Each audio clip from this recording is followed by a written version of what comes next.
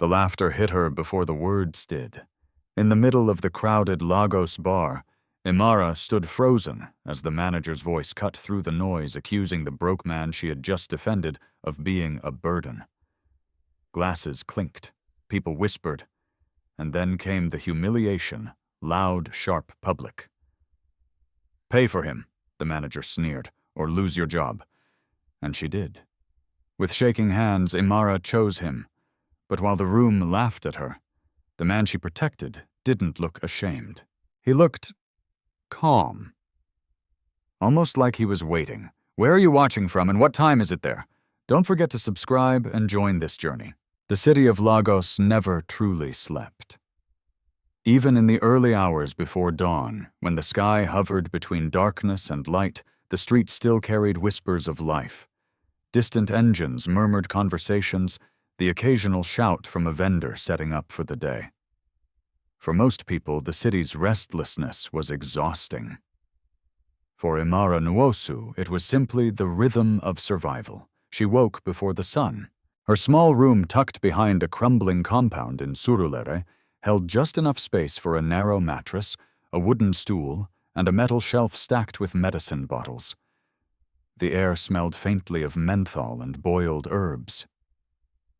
On the mattress beside the wall lay her mother, Mama Chinyere, her breathing shallow but steady for now.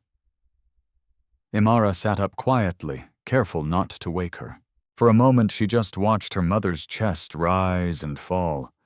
That simple motion had become something she never took for granted anymore. Each breath felt like borrowed time. "Another day," she whispered under her breath. She wrapped her faded scarf around her hair, slipped into her worn shoes, and moved toward the small stove in the corner.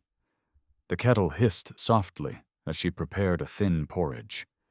It wasn't much, but it would have to do for her younger brother Tunde before he left for school. Tunde emerged a few minutes later, rubbing his eyes. "You're leaving already?" he asked, his voice still heavy with sleep. Imara forced a smile. "I have to get there early today." He nodded, but his gaze drifted toward the shelf of medicines. "Did Mama take her night dose?" "Yes," Imara replied gently. "And she'll take the morning one before you go." Tunde hesitated. He was only 14, but the worry in his eyes belonged to someone much older. "The doctor said she needs the stronger medication now." Imara's hands tightened slightly around the spoon. "I know, but knowing didn't make it possible. The stronger medication cost more than she earned in weeks. Even with the long hours at the bar, even with the tips she carefully saved, it was never enough. There was always something: rent, food, transport, school fees. Life didn't pause to let her catch up. She handed Tunde the bowl. "Eat. You'll be late." He didn't argue, but neither did he look convinced. They both understood the silence between them. It was filled with numbers they couldn't afford and solutions they didn't have.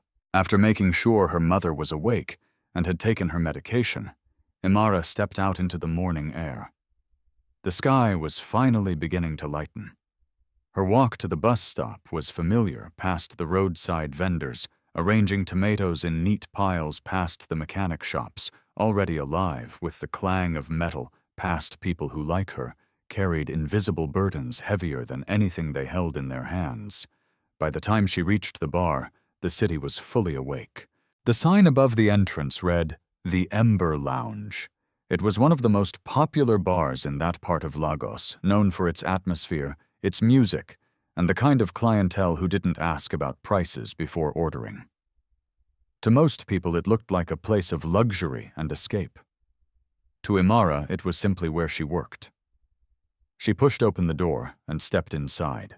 The smell of polished wood and last night's alcohol lingered in the air. Dim lights cast a warm glow over the empty tables, giving the space a calm that wouldn't last once the night crowd returned. "Late again, Imara." The voice came from behind the counter. Mr. Adewale Balogun, the manager, stood with his arms crossed, his expression already tight with disapproval. He was a tall man with sharp features and a sharper tongue known among the staff for his impatience and his ability to find fault in even the smallest mistake. "I'm not late," Sir Imara replied softly. "It's still before opening." He glanced at the clock, then back at her. "Don't get comfortable," he said. "This place runs on discipline, not excuses." "Yes, sir." Imara lowered her gaze and moved quickly to begin her duties, wiping tables, arranging chairs, checking supplies. She had learned long ago that arguing only made things worse. Around her, the other staff began to arrive. There was Ngozi, who always spoke just loud enough for others to hear her complaints. There was Sadiq, who joked when the manager wasn't around but stayed silent when he was. And there were others, each carrying their own stories, their own struggles, but none quite like Imara's. "She's too quiet," Ngozi whispered to another waitress as they passed by. "Always acting like she's better than us." Imara heard it. She always did. But she didn't respond. It wasn't pride that kept her silent. It was survival. By midday, the bar had begun to fill. Music pulsed softly through the speakers, blending with laughter and conversation. Customers drifted in, businessmen, couples, groups of friends, each bringing their own energy into the space. Imara moved through the room with practiced efficiency. She carried trays, took orders, cleared tables. She smiled when required, spoke when necessary, and kept her thoughts to herself. Most customers barely noticed her, and that was fine. Being invisible was easier than being judged. But there were moments, small, quiet moments, when she allowed herself to observe them. The way they laughed freely. The way they spent money without hesitation. The way their lives seemed untouched by the kind of worries that followed her everywhere. She didn't envy them. Not exactly. She just wondered what it felt like. "Table 6, Sadiq called out. "They're waiting." Imara nodded and moved toward the table. As she approached, she noticed something unusual. The man sitting there didn't look like the others. His clothes were simple, almost worn. His posture was relaxed, but not careless. And his eyes were not distracted like the rest. They were focused, observant, as if he were studying the room rather than being part of it. For a brief second, their gazes met.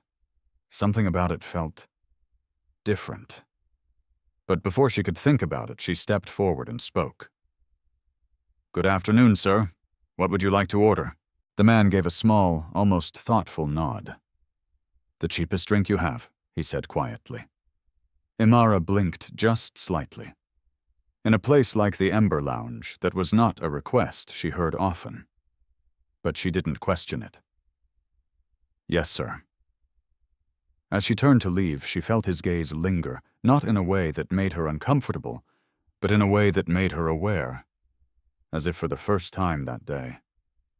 Someone had truly seen her. Behind the counter, Meister Belogan watched the interaction with narrowed eyes. He didn't like customers like that, and he liked even less the way Imara seemed to treat them differently. He muttered under his breath, shaking his head. Useless people. Attracting useless people. But Imara didn't hear him. She was already preparing the drink, unaware that this quiet man with his simple request and unreadable expression was about to change everything she thought she understood about kindness, sacrifice, and the hidden weight of the choices she made. Because in a city like Lagos, not everything was as it seemed, and some people were watching more closely than anyone realized. From that afternoon onward, the man began to return. At first, no one paid much attention. The Ember Lounge saw all kinds of people drift in and out, faces that came once and never returned. Others who became regulars, blending into the rhythm of the place. But this man who had introduced himself simply as Obina did not fit easily into either category. He came quietly, always alone, always choosing the same table 6, near the far corner, where the light was dimmer and the noise softened just enough to allow a person to think. And every time, without fail, he ordered the same thing: the cheapest drink you have. The first few days, the staff found it amusing. Ngozi would roll her eyes each time his name came up on the order slip. This one again, she would mutter. What kind of person comes to a place like this just to order water disguised as a drink? Sadiq laughed once. Maybe he likes the music, or maybe he just likes watching people spend money he doesn't have. Ngozi shot back. Their voices were not quiet, but Obinna never reacted. He would sit there, hands resting calmly on the table, his gaze moving slowly across the room. Not in a restless way, not like someone searching for entertainment, but like someone observing patterns, reading people, learning. Imara noticed it. At first, she thought it was just curiosity, but as the days passed, she realized it was something deeper. Obinna didn't just look at people, he studied them. The way a man snapped his fingers impatiently for service, the way a couple whispered arguments beneath polite smiles, the way Mr. Balogan's tone changed depending on who he spoke to. Nothing seemed to escape him, and yet for all that awareness, he remained invisible. No one treated him with respect. Some barely acknowledged him at all. Except Imara. She approached him the same way she approached every customer, with quiet politeness, steady attention, and no trace of judgment. "Good evening, sir. Welcome back. Your usual." And each time, Obinna would nod, his expression unchanged, but his eyes would soften just slightly. It became a routine, one that no one else valued, but one that slowly began to matter. One evening, as the bar buzzed with louder than usual energy, Imara approached table 6 with his drink. "Here you go, sir," she said, placing the glass gently in front of him. Obinna looked up at her. "Thank you, Imara." She paused. Most customers didn't bother to learn her name. "You remember," she asked, a hint of surprise slipping through her calm tone. He gave a faint smile. "Names matter." For a moment, she didn't know how to respond. Then she nodded. "Yes, they do." There was a brief silence, the kind that wasn't uncomfortable but unfamiliar. Obinna leaned back slightly, studying her, not in a way that felt intrusive, but in a way that felt attentive. "You work a lot," he said. Imara let out a soft breath, almost a quiet laugh. "In this place, everyone does, but not like you." She hesitated. It would have been easy to brush off the comment, to respond with something light and dismissive, but something in his tone made it difficult to pretend. "I don't have much choice," she admitted. Obinna nodded slowly, as if he had expected that answer. "Family?" he asked. Imara glanced around briefly, making sure no one was calling her. "My mother is sick," she said quietly, "and my younger brother is still in school." Obinna's gaze didn't shift. He listened, truly listened. "That must be heavy," he said. The word felt too small for what it described, but Imara nodded anyway. "It is." Another pause. Then Obinna asked something unexpected, and yet, "You're still kind." Imara blinked. "I don't understand." He gestured lightly towards the room.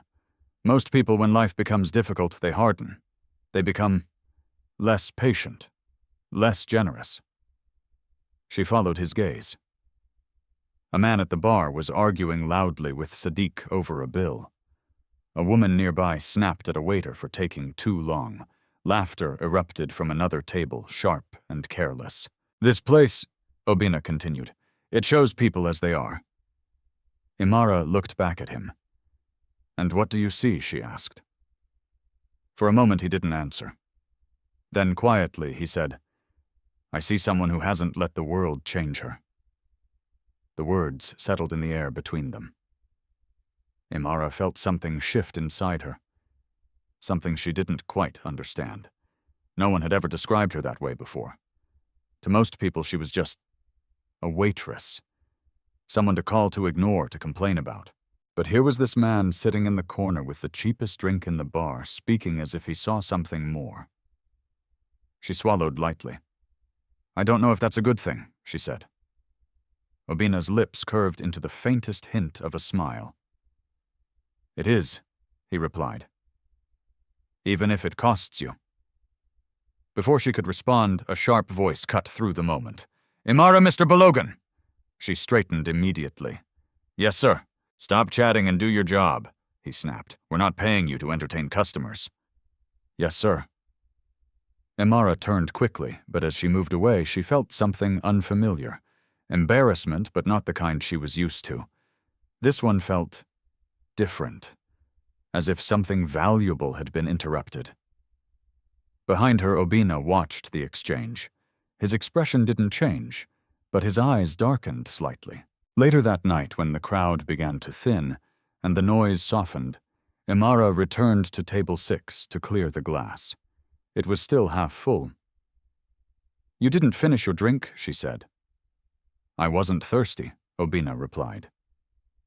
She frowned slightly. "Then why order it?" He looked at her, his gaze steady. "Because sometimes," he said, "people come to places like this for reasons that have nothing to do with what they're buying."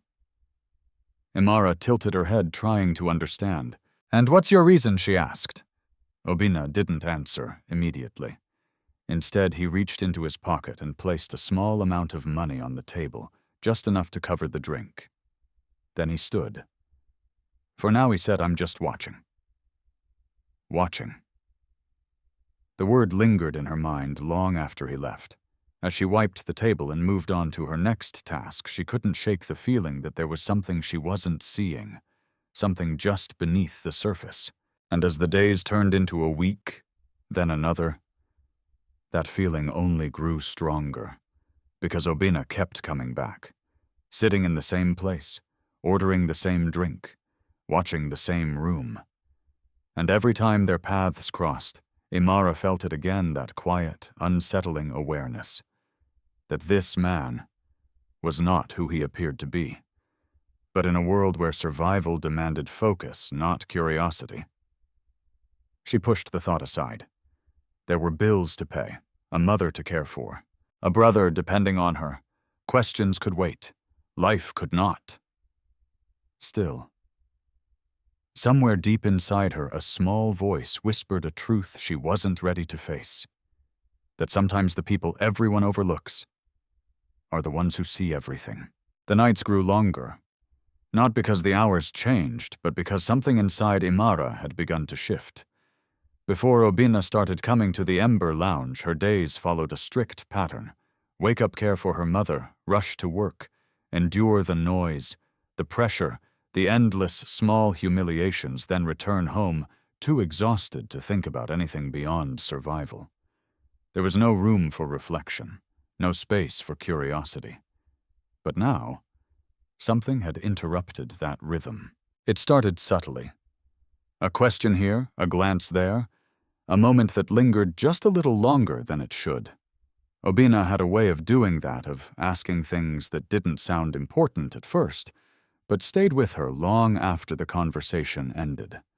That evening, the bar was quieter than usual. A light rain tapped softly against the windows, muting the city's usual chaos. The customers who came in spoke in lower tones, their laughter softer, their movements slower. Imara found herself drawn again to table 6. Obina was already there, as always. Same seat, same posture, same calm presence. But tonight there was something different. He wasn't watching the room. He was watching her. "Good evening, sir," she said, placing his usual drink on the table. "Good evening, Imara." She hesitated for a second, then asked, "You're early today." Or maybe he replied, "Everyone else is late." She almost smiled. Almost. For a moment she considered walking away, keeping things as they had always been, simple and distant. But something in the quietness of the night made that feel unnecessary. So she stayed. Just for a moment. "You always sit here," she said, glancing around. "Don't you ever want to be closer to the crowd?" Obina followed her gaze. "What would I gain from that?" he asked. "More noise," she replied lightly. "More excitement. Or more distraction." She frowned slightly. "Is that how you see it?" He nodded. "People come here to forget things," he said. But when you spend too much time trying to forget, you also forget who you are." The words landed deeper than she expected. Imara looked down at her hands. "And what if remembering is harder?" she asked quietly. Obina didn't answer immediately. Instead, he leaned forward slightly, his voice softer now. Then the question becomes, what are you willing to lose in order to escape it? Imara felt her chest tighten. She hadn't told him everything. Not about the nights she stayed awake worrying about hospital bills. Not about the fear that one day she would wake up and her mother wouldn't be breathing anymore. Not about the quiet guilt of wishing just once that life could be easier. And yet, it felt like he already knew. "I don't have that choice," she said finally. "Everyone has a choice," Obina replied gently. "Not like you think," she said, shaking her head. "Some of us don't get to walk away from our problems. We just carry them." Obina studied her face carefully. "And if carrying them breaks you?" he asked. Imara let out a slow breath. "Then I break." There was no drama in her voice, no self-pity, just truth. For a long moment, neither of them spoke. The rain outside grew heavier, tapping against the glass like a quiet reminder of time passing. Then Obina asked something that caught her completely off guard. "If you were given the chance," he said, "to change your life completely, would you take it?" Imara blinked.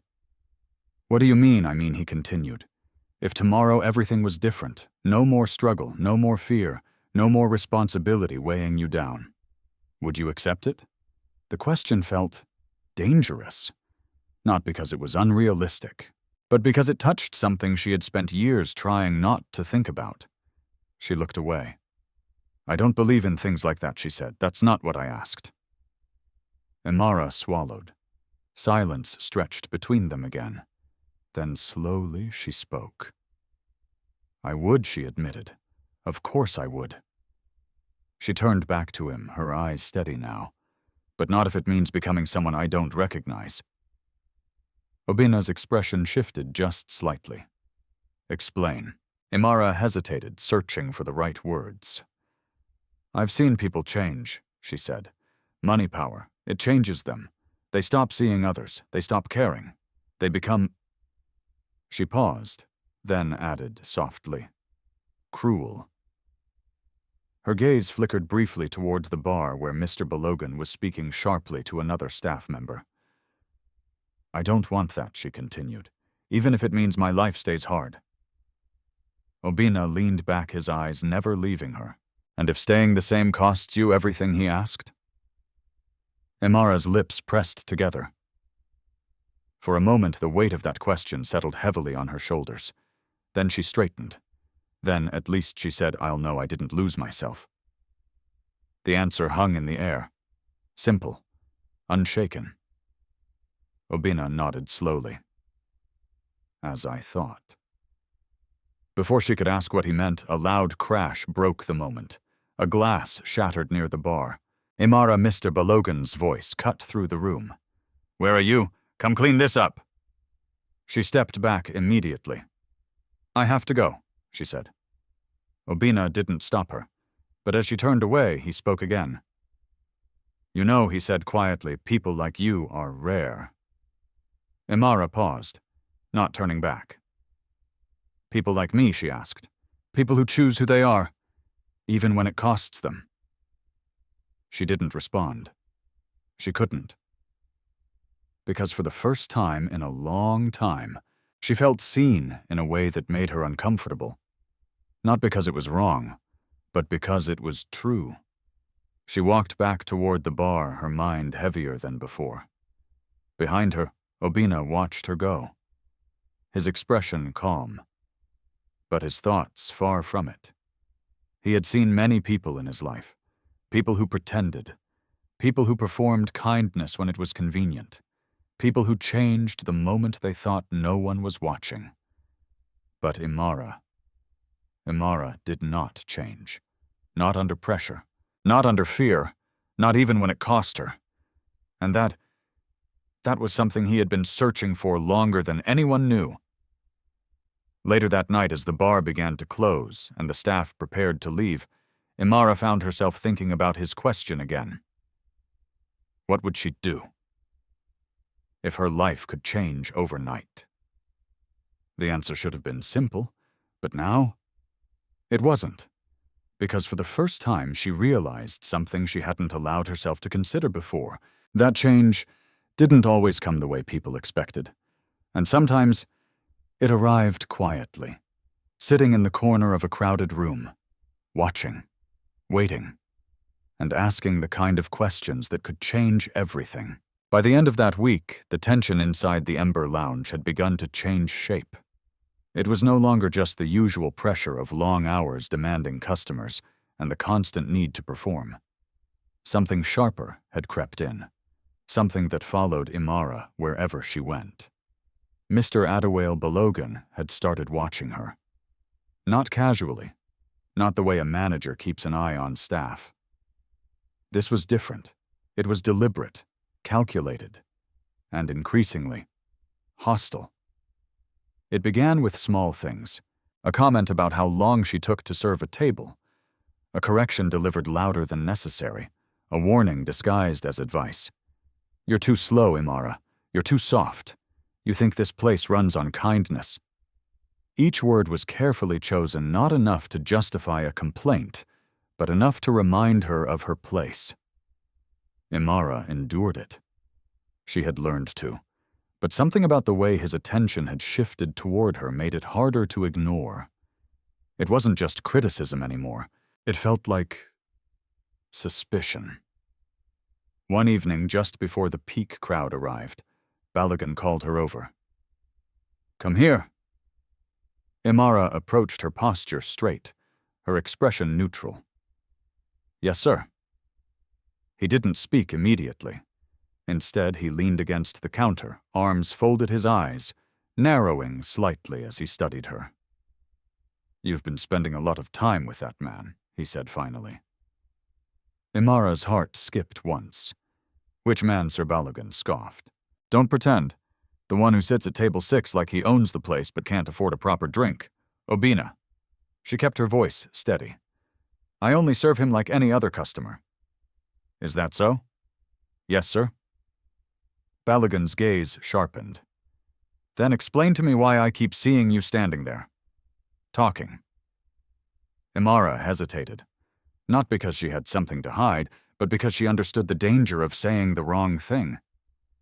"He asks questions," she said carefully. "Sometimes I answer." Balogun let out a short, humorless laugh. "Questions," he repeated. "About what? How to be poor?" A few nearby staff members chuckled under their breath. Imara didn't join them. She couldn't. "Sir," she said quietly, "he's still a customer." Balogun's expression changed instantly. The amusement disappeared. In its place came something colder. "Don't lecture me about my business," he snapped. "I'm not." "Then listen carefully."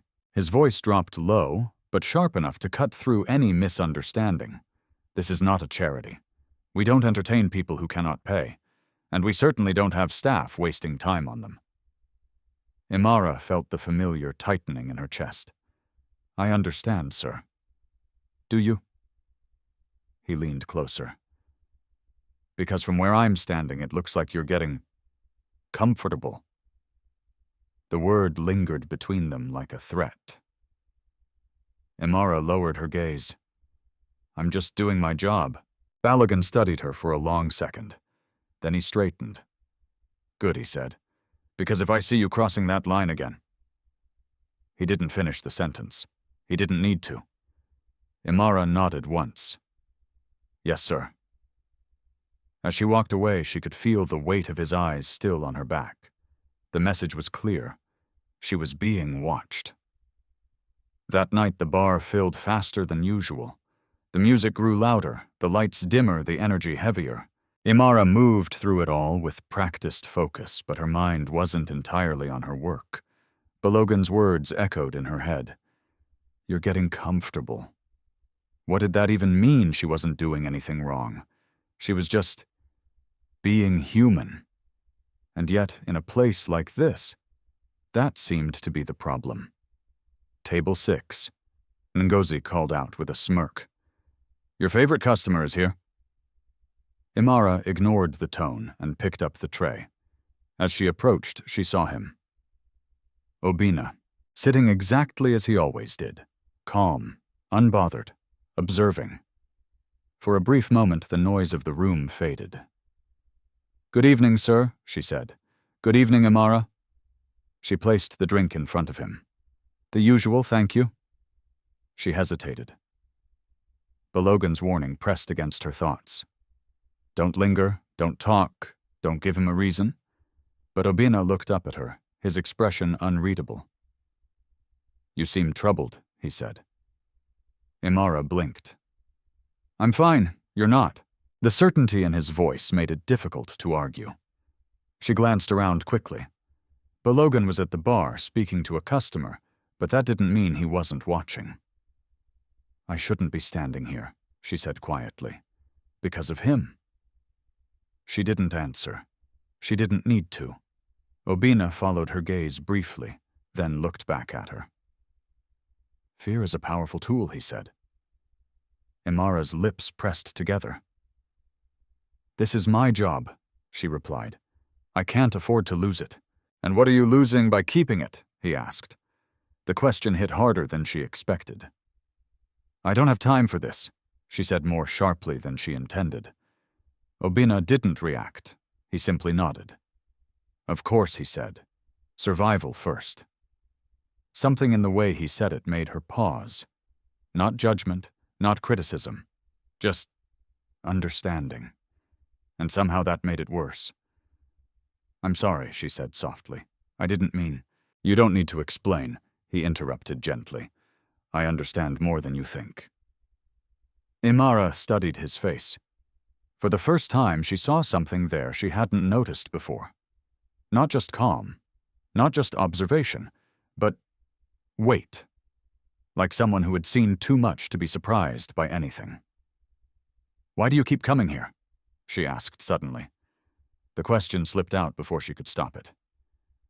Obinna didn't answer immediately. Instead, he leaned back, his gaze drifting across the room. Because this place tells the truth, he said. Imara frowned. What truth that people reveal themselves when they think it doesn't matter? She followed his gaze.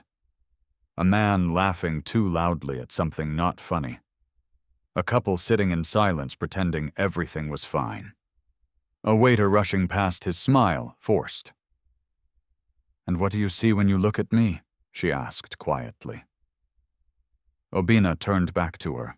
I see someone being tested, he said. Her breath caught. Tested? He nodded. Not by me, he added. By life. Imara let out a small, almost bitter laugh. Then I think I'm failing.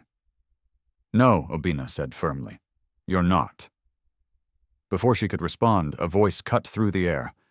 Imara Balogun. This time louder, sharper.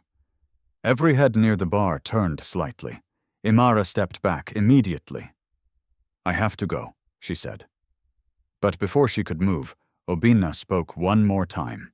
Be careful, he said. She paused. Of what Obinna's eyes held hers for a brief second. Of the moment when fear makes you forget who you are. The words sent a chill through her. Then she turned and walked away. Behind her, Balogun's expression darkened as he watched the interaction. This wasn't just about a waitress being too kind anymore. There was something else, something he didn't understand, and he didn't like what he couldn't control. As the night wore on, the tension in the air thickened.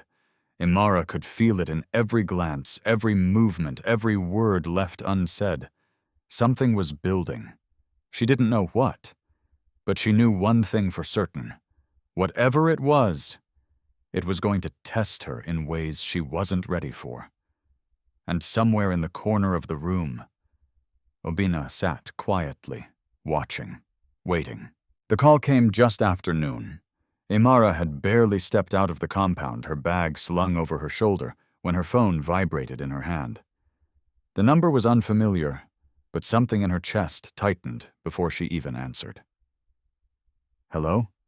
Is this Imara Nwosu?" "Yes. Yes, this is she. This is St. Mary's Clinic. Your mother, Mama Chinyere, was brought in this morning. Her condition has worsened." For a second, the world went silent. "What do you mean, worsened?" Imara asked, her voice suddenly thin. "She collapsed," the nurse continued. "We've stabilized her for now, but she needs immediate treatment. You should come. I'm on my way." She didn't remember how she got to the clinic.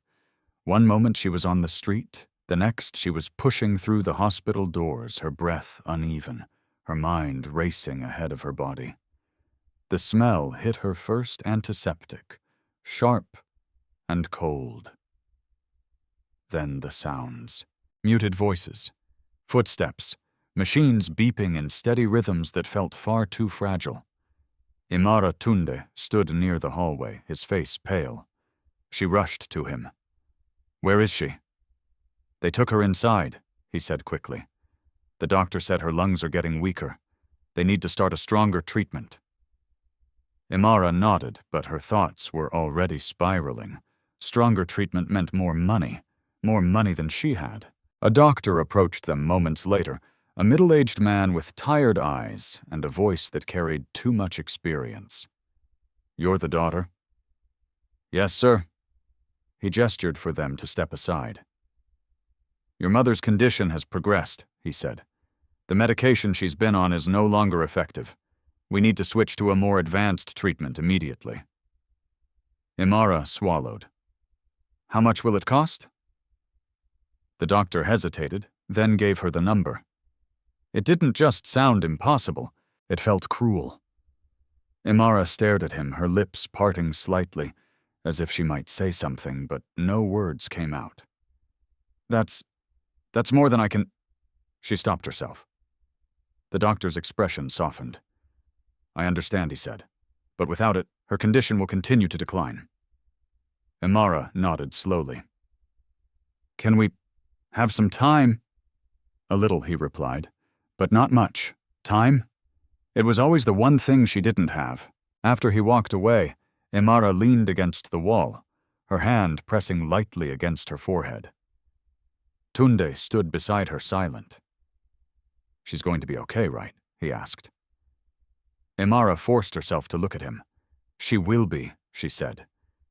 It wasn't a promise. It was a decision.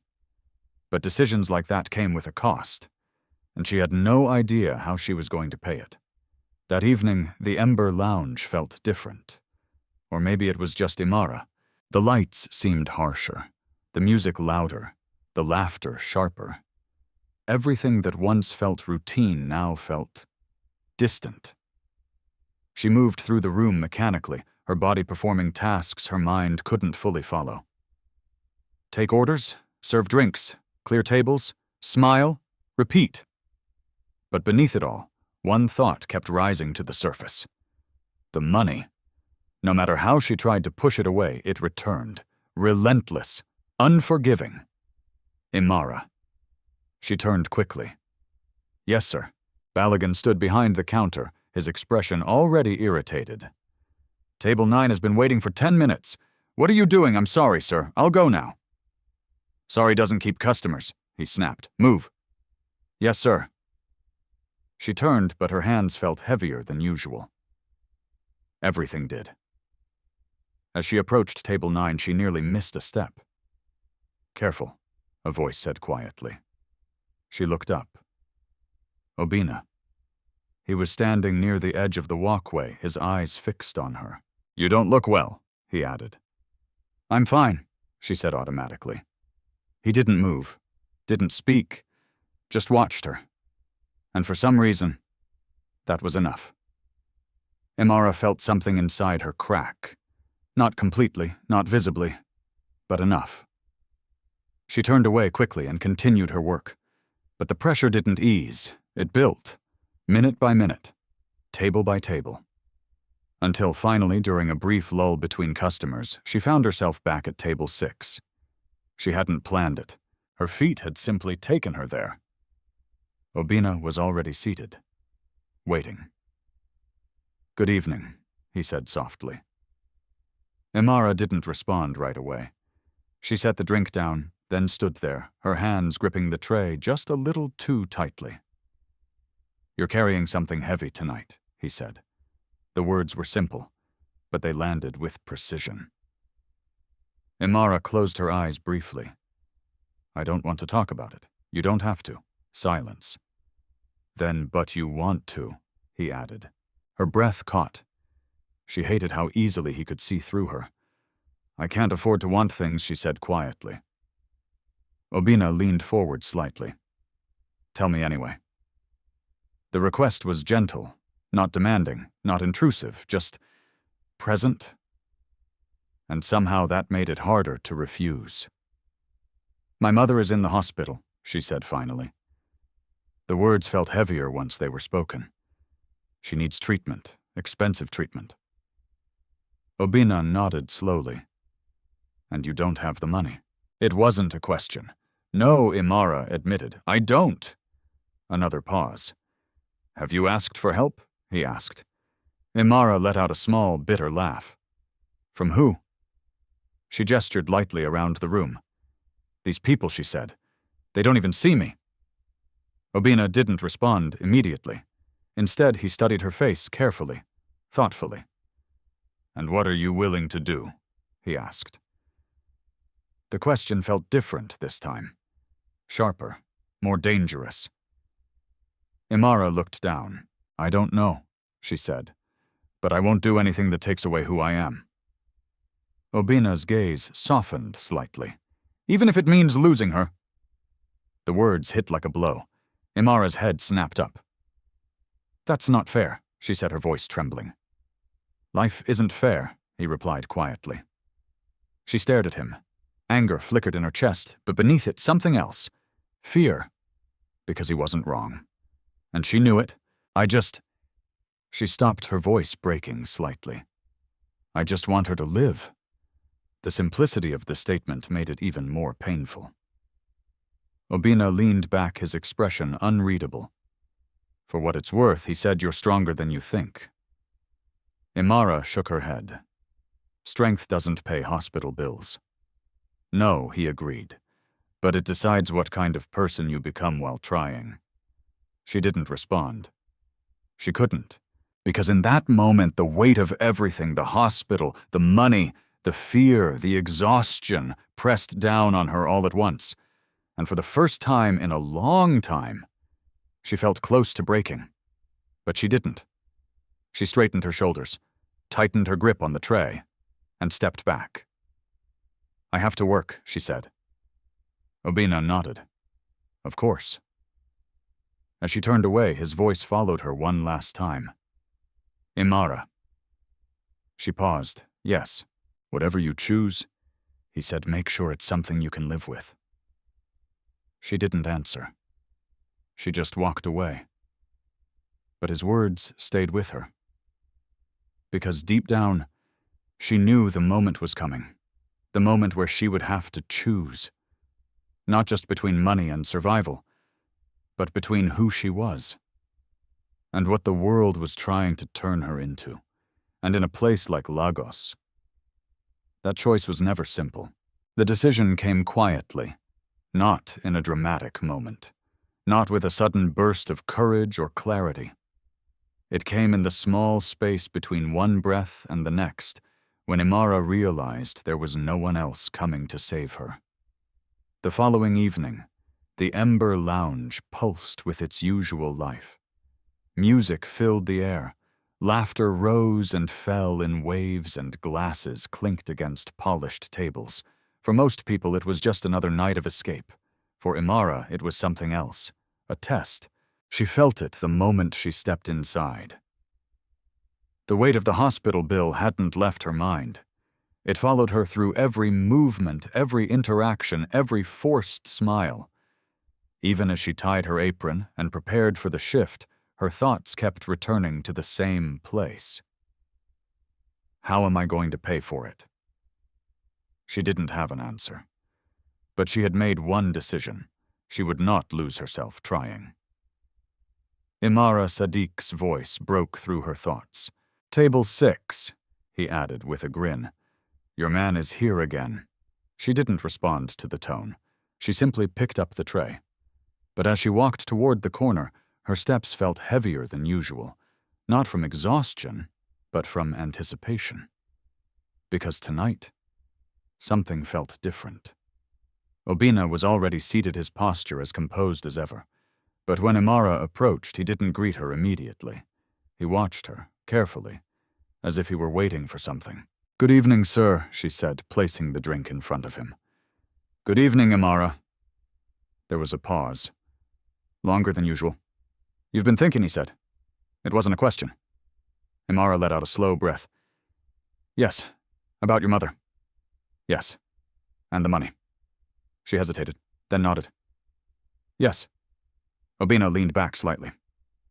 And have you decided what you're going to do? Imara looked at him, really looked at him. For days she had felt like he was asking questions for a reason, not out of curiosity, not out of idle conversation, but like someone measuring something, weighing something. And now, for the first time, she felt ready to answer. I'm going to do what I can, she said. Obina's expression didn't change. That's not an answer, he replied calmly. It is, she insisted. Because what I can has limits. He tilted his head slightly. Limits you set for yourself. No, she said firmly. Limits I refuse to cross. Silence settled between them. The noise of the bar faded into the background. What kind of limits, he asked. Imara's grip tightened slightly around the edge of the table. I won't steal, she said. Good. I won't lie to people who trust me. Reasonable. I won't sell myself for money. Obina's gaze sharpened. And if those are the only options left, he asked quietly. Imara didn't hesitate. Then I find another way. The certainty in her voice surprised even her. But once the words were spoken, they felt solid, unshakable. Obina studied her for a long moment. Then slowly he nodded. As I expected. Before she could respond, he reached into his pocket. For a brief second, Imara thought he was about to pay. But instead, he placed nothing on the table. He stood. I'll be back, he said. Imara frowned slightly. Sir, your drink, I'll take care of it later. And with that, he walked away. Imara watched him go, confusion flickering across her face.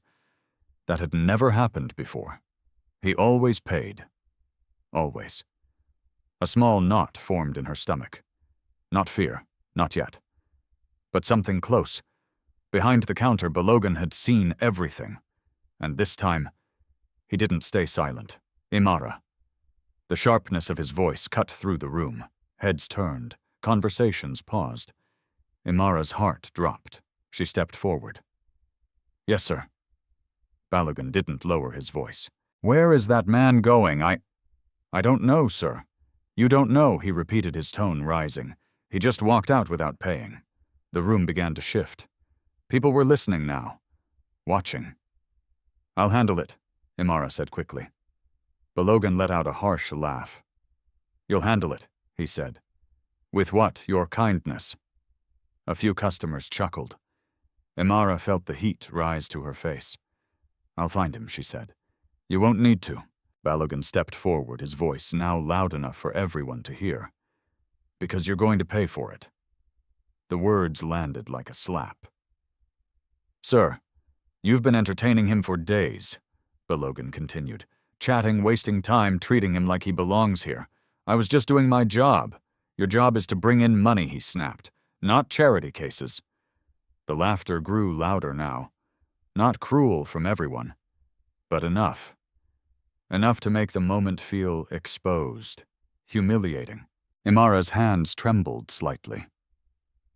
I don't have the money right now, she said. Balogun's smile was thin. Then maybe you shouldn't have been so generous. The room felt smaller, the air heavier. And in that moment, Imara had a choice.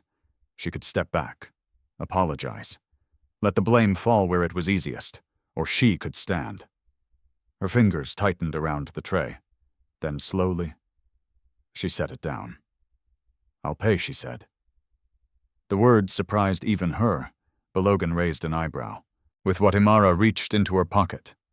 Her fingers closed around the small envelope she had been carrying all day. The money she had saved. Not enough for the hospital. Not enough for anything meaningful. But everything she had. For a brief second, her mind screamed at her to stop. You need this. Your mother needs this. But then she thought of something else, of who she was, of the lines she refused to cross. And she knew, if she walked away from this moment, she would lose something she could never get back. She placed the money on the counter. The room fell quiet. Not completely, but enough. Balogun looked down at the envelope, then back at her. "You're serious?" he asked. "Yes, sir." He picked it up, weighing it in his hand. Then he smirked. Over a man who can't even pay for his own drink, Imara met his gaze. He's still a person. The simplicity of this answer silenced more people than any argument could have. Balogun shook his head. "Foolish," he muttered, "but he took the money. And just like that, it was gone." Imara felt it. Not just the loss of the money, but the weight of what it meant. Behind her, whispers spread. "She's crazy. Why would she do that?" For someone like him, Imara didn't respond. She couldn't. Because in that moment, she wasn't thinking about them. She wasn't thinking about the bar, or the job, or even the consequences. She was thinking about one thing, that she had chosen. Not fear, not desperation, but herself. And somewhere deep inside, that mattered, even if it cost her everything, unbeknownst to her. Across the street, standing in the shadows, Obinna had not gone far. He had seen everything, every word, every reaction, every choice, and for the first time since he had walked into the Ember Lounge, his calm expression shifted, not into anger, not into satisfaction, but into something far more rare. Respect. Because what Imara had just done could not be faked, could not be forced, and could not be undone. And now, the test had truly begun. The silence after her decision did not last long. At first it was just a ripple low whispers passing from one table to another, quick glances thrown in her direction, the faint curl of amusement on a few lips. But like everything in the Ember Lounge, it grew. It always grew. Within minutes, the story had taken on a life of its own. She paid for him. With her own money for that man, laughter followed, not from everyone, but enough. Enough to make the air feel heavy again. Imara returned to her duties without a word. She wiped tables, took orders, delivered drinks. Her movements were steady, controlled, almost mechanical. But inside, something had shifted. The envelope in her pocket was gone. The money she had saved, every small sacrifice, every careful decision had disappeared in a single moment. And yet, she didn't regret it. That was the strange part.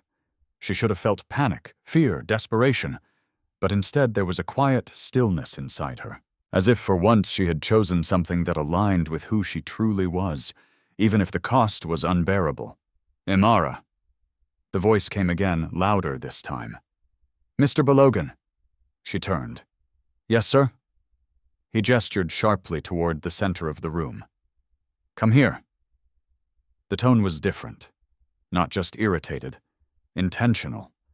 The kind of tone that meant something was about to happen. Something public. Imara felt a flicker of unease, but she stepped forward anyway. The room seemed to shift as she moved. Customers leaned back in their seats, their attention drawn to the unfolding moment. Conversations quieted, replaced by curiosity. Balogun waited until she stood directly in front of him. Then he smiled. Not warmly, never warmly. "Tell me," he said, his voice loud enough for nearby tables to hear, "what exactly were you thinking?" Imara blinked. "Sir, don't play innocent," he snapped. "You just paid for a man who walked out on his bill." A few people chuckled. Imara kept her posture straight. "I took responsibility," she said quietly. "Responsibility?" And Balogan repeated, his voice rising. "For what? For being foolish." More laughter. Imara's fingers curled slightly at her sides. "I was serving him," she said. "It's part of my job. No Balogan shot back. Your job is to make sure this business doesn't lose money." He stepped closer. "And tonight? Because of you?" It did. The words were sharp, designed to cut. Imara felt them, but she didn't step back. "Sir, I already paid." "That's not the point," he interrupted. His voice echoed louder now, drawing attention from across the room. "The point is that you've been crossing boundaries, talking too much, acting like you're above your position." "I never said that." "You didn't have to," he replied coldly. "Your actions say enough." The room was watching now, not just casually, but fully. The music still played, but it felt distant, almost irrelevant compared to the tension building in the center of the bar. Imara could feel the eyes on her, judging, waiting, expecting her to shrink, to apologize, to back down. But something inside her refused. "I treat every customer with respect." She said, her voice steady, despite the weight pressing against her. Balogan laughed. "Respect," he said. "That man doesn't deserve respect." The words landed like a challenge. Imara's jaw tightened. "He's still human," she replied. A hush fell over the nearest tables. Not complete silence, but enough. Enough for the shift to be felt. Balogan's smile faded. "You're defending him?" he asked. "Yes." The answer came without hesitation. That was what surprised everyone the most. Not the words, but the certainty behind them. Balogan's expression hardened. "Then maybe you should go join him," he said. The implication was clear. The room leaned in. "Sir, I need this job," Imara said quietly. "Then act like it," he snapped. "Because right now you're behaving like someone who doesn't." A pause. A dangerous one. And maybe he continued, lowering his voice just enough to make people listen harder. "That's exactly what you are." Imara felt her heartbeat quicken. "What do you mean?" Balogan tilted his head slightly. "I mean," he said, "maybe you and that man have an arrangement." A murmur spread through the room. Imara's eyes widened. "No," she said immediately. "That's not true, isn't it?" he pressed. "Because from where I'm standing, it looks like you've been giving him special treatment. I haven't. And now you're covering his bills?" Balogan continued, his voice rising again. "What exactly are you getting in return?" The question hung in the air. Ugly, unfair, but effective. Because now the whispers changed. They know each other. Maybe she's helping him, or maybe it's something else. Imara felt the ground shift beneath her. This wasn't just humiliation anymore. This was something deeper, something that threatened her integrity, her dignity, her truth.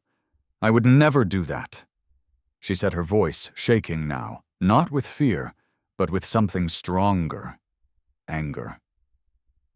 Balogan shrugged. "Then prove it." "How simple," he said. "Stop defending him, stop talking to him, and stop acting like you're better than the rest of us." Imara stared at him. "I never said I was better." "You didn't have to," he replied again. The repetition made it feel like a verdict. For a moment the room seemed to hold its breath, waiting, watching. This was the point where most people would give in, apologize, agree, do whatever it took to make the moment end. Imara knew that. She felt the pressure, the weight of her situation pressing down on her from every direction. Her mother in the hospital, the money she had just lost, the job she couldn't afford to lose. Everything pointed to one answer: stay quiet, survive. But then she remembered something, Obina's voice. Be careful of the moment when fear makes you forget who you are. And suddenly, the choice became clear. She straightened, lifted her chin slightly, and spoke. I won't do that." The words were soft, but they carried. Balogun blinked. "What did you say? I won't stop treating people with respect," she repeated. "Not him. Not anyone." The silence that followed was heavier than anything that had come before. Balogun's face darkened. "You're refusing a direct instruction. I'm refusing to become someone I'm not." A ripple moved through the crowd. Not laughter this time. Something else. Something closer to shock. Because this wasn't just defiance. It was conviction. Balogun took a step forward. "Then maybe you don't belong here," he said coldly. Imara didn't move, didn't speak, but her silence said enough, and in that moment, everything changed. Because what had started as a simple confrontation had become something much bigger, a line drawn, a stand taken, and somewhere beyond the walls of the bar, a man who had been watching from the shadows stepped forward into the light, unseen, unnoticed, but no longer waiting. The moment Imara said those words, "I won't become someone I'm not," something irreversible settled over the room. It wasn't just defiance, it was a line drawn, and everyone felt it. For a few seconds, no one moved. Then slowly the noise returned, but not the same kind as before. The laughter was quieter now, uncertain. Conversations resumed, but with glances thrown in her direction, curiosity replacing mockery. Mr. Adewale Balogun, however, did not soften. If anything, his expression grew colder. "You've made your position clear," he said, his voice low but sharp enough to cut through the air. Imara stood still, her hands at her sides. "Yes, sir?" Balogun nodded once, as if confirming something to himself. "Good," he said. "Then let me make mine clear as well." The room seemed to lean in again. "You're suspended," he continued, "effective immediately." The words landed like a final blow. Imara blinked. "Sir," without pay, he added, cutting her off. "Until I decide otherwise." A murmur spread across the room. Some faces showed satisfaction, others discomfort. But no one spoke. No one stepped forward. No one defended her. Imara felt the ground beneath her shift, not physically, but in the quiet, internal way that comes when something you rely on is suddenly gone. Her job, her only steady income, gone. And just like that, the weight she had been carrying doubled. "My mother is in the hospital," she said before she could stop herself. The words slipped out raw and unguarded. Balogun's expression didn't change. "That's unfortunate," he replied flatly. "But this is business." The cruelty wasn't loud. It didn't need to be, because it was complete. Imara stared at him. For a brief second, something inside her wanted to break, to plead, to beg, to say whatever it took to undo what had just happened. But then she saw it, the way he looked at her, not as a person, not even as an employee, but as something replaceable. And suddenly the urge disappeared. She straightened her shoulders, nodded once. "I understand." Balogun raised an eyebrow as if he had expected resistance, but when it didn't come, he simply waved a hand dismissively. "Go home," he said. "We'll call you if we need you." "If we need you?" The phrase echoed in her mind. Imara didn't respond. She turned, walked past the tables, past the whispers, past the eyes that followed her. Each step felt heavier than the last, but she didn't slow down, didn't look back, because she knew. If she did, she might not be able to keep walking. Outside, the night air felt colder than usual. The noise of the bar faded behind her, replaced by the distant hum of the city. Imara stopped for a moment, just long enough to breathe. Her hands trembled slightly as she reached into her bag, checking what she already knew. There was nothing left. No envelope, no savings, just a few coins, and a phone with a low battery. She let out a slow breath, then another. Think. But thinking felt impossible. Every direction led to the same place, nowhere. Imara. The voice came from behind her. Calm. Familiar. She turned. Obina stood a few steps away, his hands in his pockets, his expression unreadable in the dim light. "You shouldn't be here," she said. "Neither should you," he replied. A small, humorless smile touched her lips. "I guess we have that in common." There was a brief silence. Then Obina stepped closer. "I saw what happened," he said. "I'm sure everyone did. That's not what I meant." Imara looked away. "I don't need sympathy," she said. "I'm not offering sympathy." "Then what are you offering?" she asked, a hint of frustration slipping through. Obina studied her carefully. "Perspective," he said. She let out a short breath.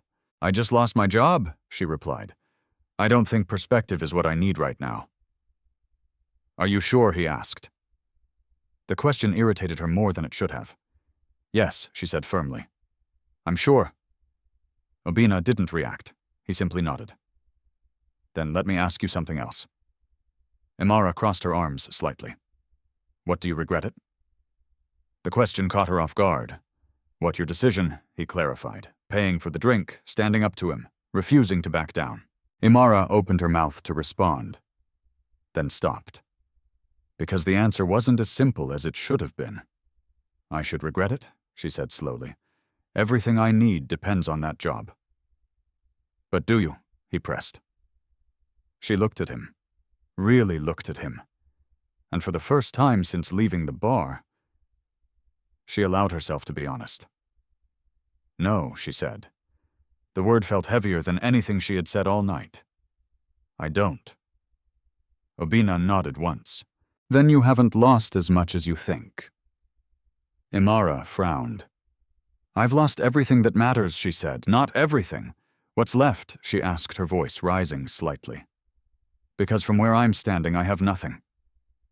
Obina's gaze didn't waver. "You still have yourself," he said. The simplicity of the statement made her want to argue, but she couldn't, because deep down, she knew it was true. And that made it harder, not easier. "That doesn't pay hospital bills," she said again, her voice quieter now. "No," Obina agreed, "but it determines what kind of life you build after this moment." Imara shook her head. "I don't have the luxury of thinking about after. I need to survive now." "And you will," he said calmly. "How?" she asked. Obina didn't answer immediately. Instead, he took a step back, as if creating space. "You're stronger than you believe," he said. "And you're standing at a point most people never reach." Imara blinked. "What point?" "The point where your choices define you," he replied. She let out a soft, frustrated laugh. "I think my choices just destroyed my life, or revealed it." The words lingered, unsettling, confusing. Imara rubbed her forehead lightly. "I don't understand you," she admitted. Obina's expression softened slightly. "You will," he said. Before she could ask what that meant, he reached into his pocket. For a brief moment, Imara's heart skipped. Was he going to? But he didn't take anything out. Instead, he simply adjusted his jacket. "Go home," he said. "What, you've had a long night." Imara stared at him. "That's it?" she asked. "That's all you're going to say?" "For now," he replied. She felt a flicker of something, disappointment maybe, or confusion, or both. "Good night, Imara." And with that, he turned and walked away. No explanation, no offer, no solution, just gone. Imara stood there watching him disappear into the night. Her mind raced. What was that? Why does he keep talking like that? Who is he? But there were no answers, only questions, and a reality she couldn't escape. She was alone, with no job, no money, and a mother who needed her. The weight of it all pressed down again, heavier than before. But this time, something else was there too, a strange, quiet certainty. That despite everything she had lost, she had not lost herself. And somehow, that mattered more than she could explain, even if she didn't yet understand why. The next morning came too quickly. Imara barely slept. She had returned home long after midnight, her body exhausted but her mind refusing to rest. Every time she closed her eyes, the same scenes replayed Balogun's voice, the laughter, the envelope leaving her hands, the word suspended echoing again and again. By dawn, she gave up trying.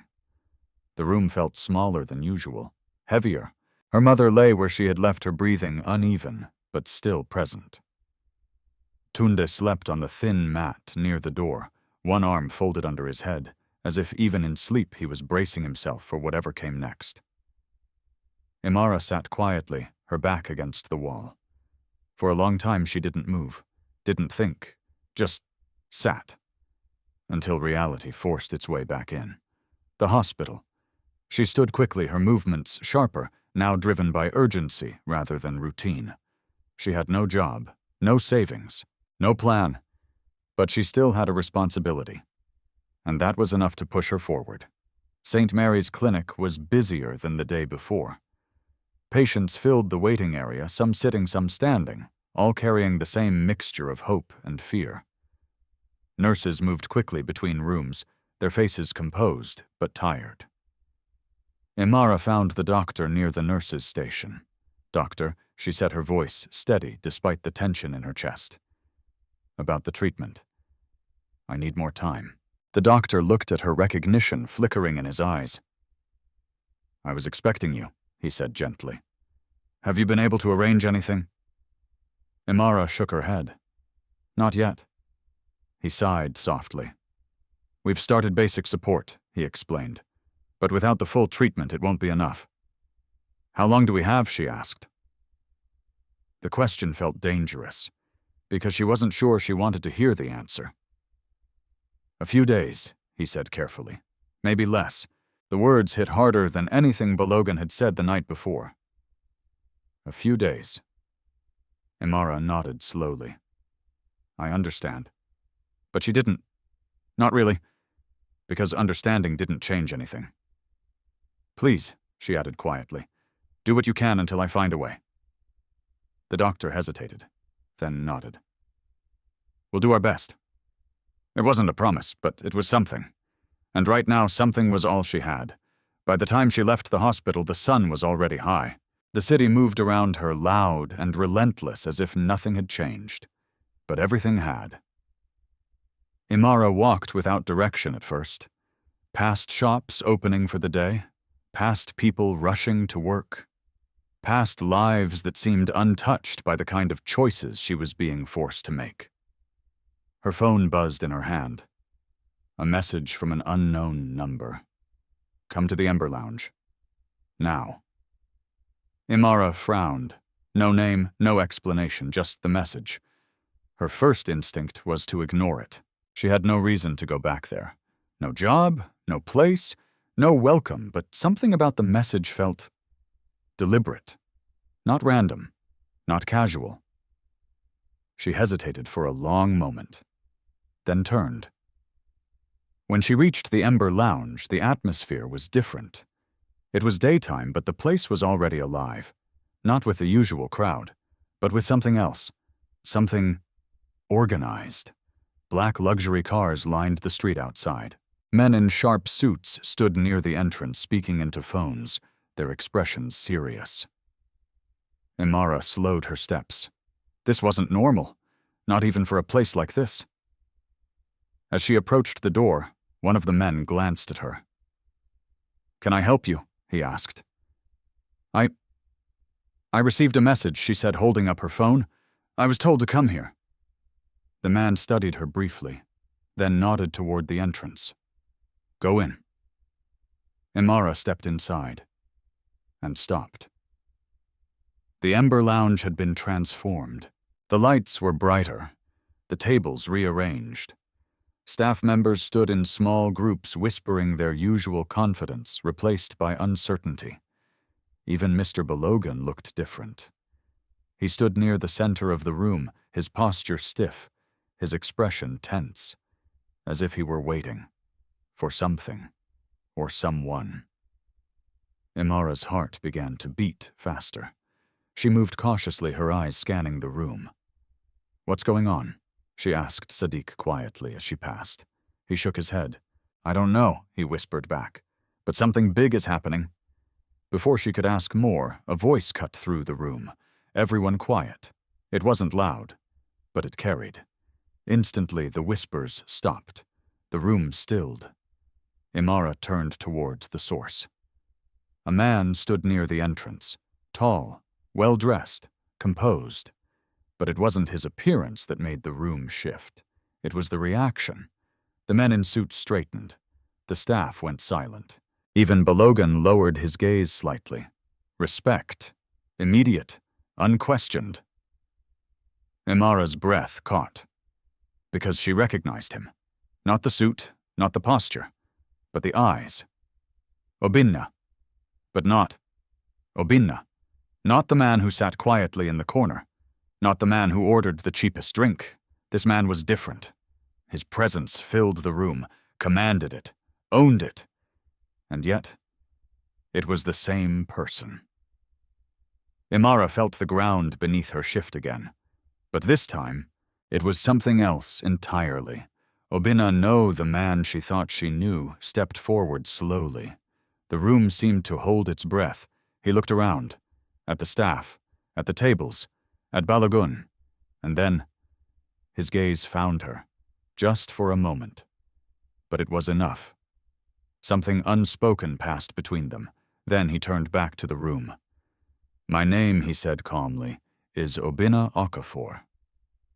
The name landed like a weight. Some people gasped, others froze, because everyone knew that name. The owner, the real owner, the one no one ever saw, the one people whispered about, the one who didn't need to be present to control everything. And now, he was standing right there, in front of them. Imara felt her chest tighten. This couldn't be real. But it was. "I've been visiting this establishment for some time." Obinna continued, his voice steady, controlled. Observing. Listening. Balogun's face had gone pale. The staff stood frozen. "And what I've seen," Obinna added, his tone sharpening slightly, "has been enlightening." The word carried more weight than it seemed, because everyone understood what it meant. This wasn't just a visit. It was an evaluation, a test. And suddenly, everything that had happened over the past days took on a new meaning. Imara's mind raced. The questions, the silence, the way he watched, the way he spoke. It all made sense now. But that understanding came with something else, a realization that hit her harder than anything before. He had known, from the beginning, and she had been part of something she didn't even realize was happening. Obinna's gaze moved across the room again, slow, deliberate. And then, it stopped, on Balogun. And in that moment, the real storm began. No one spoke. Not after the name was said. Obinna Okafor. It settled over the room like a verdict, heavy, undeniable, impossible to ignore. The Ember Lounge, once loud and full of careless laughter, had become something else entirely. A space of judgment. A space where every word spoken in the past days now seemed to echo back sharper than before. Imara stood frozen where she was. Her mind struggled to catch up with what her eyes were seeing. It's him, the man who had sat quietly in the corner, the man she had defended, the man she had paid for, now standing in front of everyone, as the owner. The truth didn't just shock her. It rearranged everything, every conversation, every question, every moment of silence. All of it had meaning now. And suddenly she understood why his words had always felt heavier than they should, because they had never been casual. They had been deliberate, calculated, observed. Across the room, Mr. Adewale Balogun looked like a man who had forgotten how to breathe. His usual confidence was gone, replaced by something raw fear barely concealed beneath a forced composure. "Sir," he began, stepping forward slightly. "If I had known," Obinna raised a hand. The gesture was small, but it stopped him instantly. "I'm not interested in what you would have done if you knew," Obinna said calmly. "I'm interested in what you did when you didn't." The words cut clean. Balogun swallowed.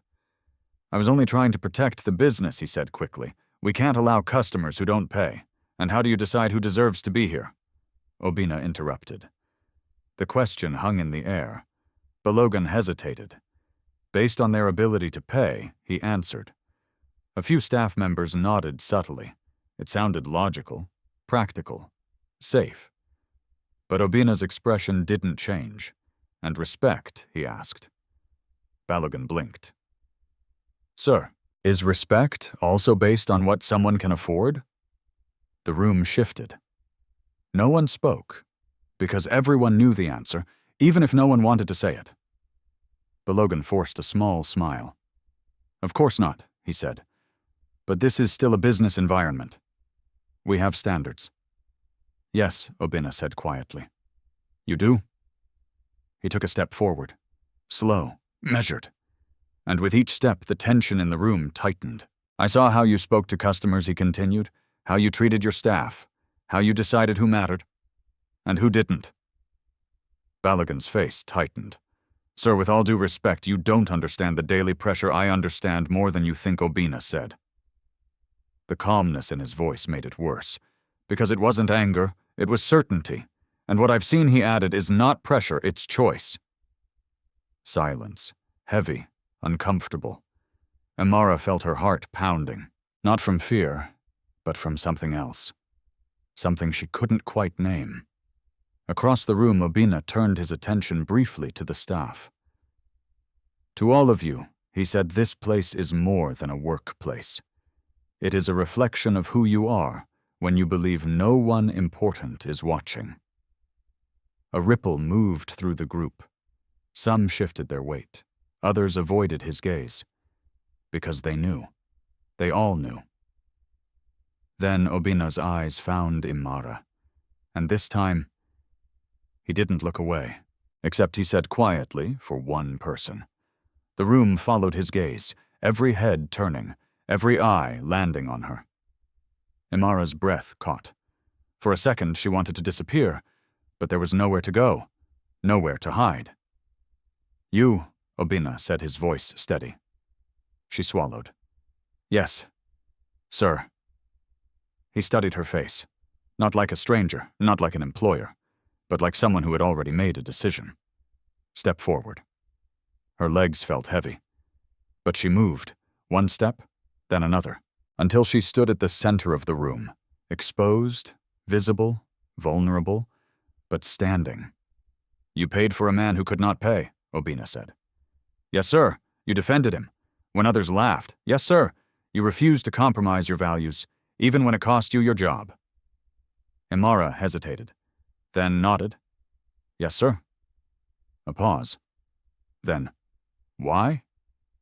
The question was simple, but it held everything.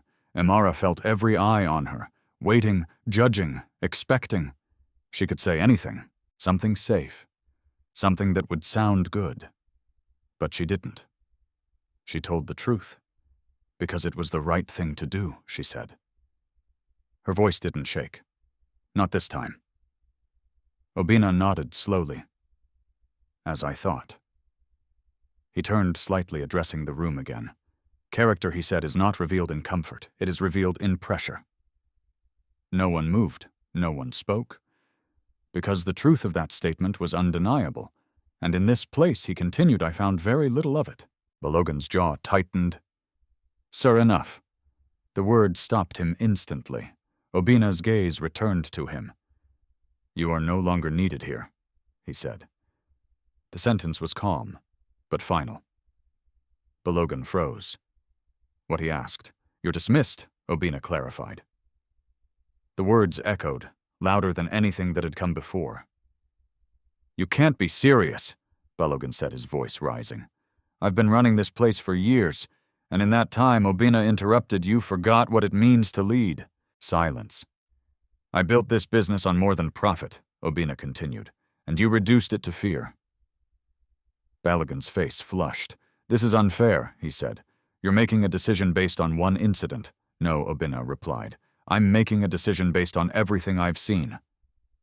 Another pause. Then softer. "You revealed yourself." The words hit harder than the dismissal itself, because there was no argument against them, no defense, no escape. Balogun stood there for a moment. Then slowly, he stepped back. The fight drained out of him, because he understood. It was over. Without another word, he turned and walked toward the exit. The room remained silent as he left, and when the door closed behind him, something shifted, not loudly, not dramatically, but undeniably. A change in the air, in the energy, in the future of what this place could become. Obina turned back to the staff. "We will rebuild this place," he said, "not just as a business, but as a standard." No one dared to question him, because now they understood who they were dealing with and what he expected.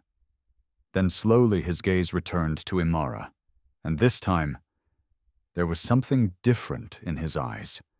Not just observation, not just approval, but something deeper, something that hadn't been there before. And in that moment, Imara realized something that made her heart beat faster. This wasn't the end. It was the beginning. No one left after Balogun walked out. It was as if the room itself had forgotten how to return to normal. The Ember Lounge stood suspended in a strange, fragile stillness. Staff members remained where they were, uncertain whether they should speak, move, or even breathe too loudly. The customers who had witnessed the confrontation sat with their glasses untouched. The earlier arrogance drained out of them, replaced by the discomfort that comes when a hidden truth forces everyone to reevaluate themselves. At the center of it all stood Imara. She could still feel the heat of every eye on her skin. A few minutes earlier, she had been a suspended waitress with no money, no security, and no idea how she would keep her mother alive. Now the owner of the bar, the billionaire everyone feared, respected, and whispered about, had publicly defended her. Nothing about that felt real. Obina turned to one of the men in suits standing near the entrance. "Please ask the customers to excuse us," he said calmly. "Tonight's service is over." The man nodded immediately. "Yes, sir." The announcement moved gently but firmly through the room. Some customers stood at once, eager to escape the discomfort. Others lingered for a few seconds, stealing final glances at Obina, at Imara, at the staff, as though they were leaving the scene of something they would talk about for weeks. Chairs scraped softly against the floor. Low murmurs replaced the music, and then one by one the tables emptied. Within minutes, only the staff, Obina, and the suited executives remained. The room felt larger now, colder, more honest. Obina let the silence sit for a moment before speaking. "I have spent the last several weeks coming here in disguise," he said, his hands resting loosely at his sides. "Not because I enjoy deception, and not because I needed entertainment." His voice was calm, measured, but every word landed with weight. "I came because reports reach me," he continued. "Numbers, profits, customer traffic, staff turnover. On paper, the Ember Lounge looked successful, but numbers are easy to polish. Spreadsheets do not tell me how people are treated when no one important appears to be watching." A few members of staff lowered their eyes. "I wanted to see the soul of this place," Obina said, "and I found that it had been neglected." The sentence pierced the room. No shouting, no dramatic threats, just a truth spoken too clearly to escape. Ngozi shifted awkwardly near the bar. Sadiq looked down at the floor. A bartender in the back rubbed his palms together nervously, as though hoping his discomfort might somehow make him invisible. Obina's gaze moved across them all. Cruelty was tolerated here, he said. Mockery became normal. Status became more important than dignity. Some of you participated, some of you stayed silent. Very few of you questioned what was happening. He did not raise his voice. He did not need to. Imara stood still, her heart beating hard. She had never seen power used like this before, not in anger, not in vanity, but in clarity. Obinna was not humiliating them the way Balogan had humiliated others. That was what struck her most. He was forcing them to face themselves. And that was somehow more devastating. One of the women from the serving staff, a young woman named Amaka, lifted her chin hesitantly. "Sir," she said, her voice trembling, "some of us were afraid to speak." Obinna looked at her. "I know." His answer was immediate. It held no cruelty. Fear explains silence, he said, but it does not erase its consequences. No one argued, because again he was right. He turned slightly, his attention settling on Imara, and yet he said even in a place shaped by fear, one person chose differently. The room followed his eyes. Imara's throat tightened. She wished suddenly that she were standing anywhere else. Obinna stepped toward her slowly. Not enough to threaten, just enough to narrow the distance between truth and acknowledgement. "You still do not understand why I asked you those questions, do you?" he said. Imara swallowed. "No, sir. Not fully." A faint, almost tired smile touched his mouth. "I asked because I have spent many years building businesses," he said. "Bars, hotels, restaurants, entire chains of them. I know how to identify talent. I know how to measure competence. Those things are valuable." He paused, "but they are not rare."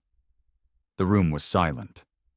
"What is rare," he continued, "is integrity that survives pressure, kindness that remains when it is inconvenient, dignity that stays intact when humiliation would make surrender easier." He looked at her with an intensity that made it hard to breathe. "That is what I was measuring." Imara's fingers curled softly against her palms. She thought of every conversation now in a new light, every strange question, every steady stare, every moment he seemed to be asking about more than it first appeared. All that time he had not just been speaking to her, he had been seeing her, and somehow that realization made her chest ache.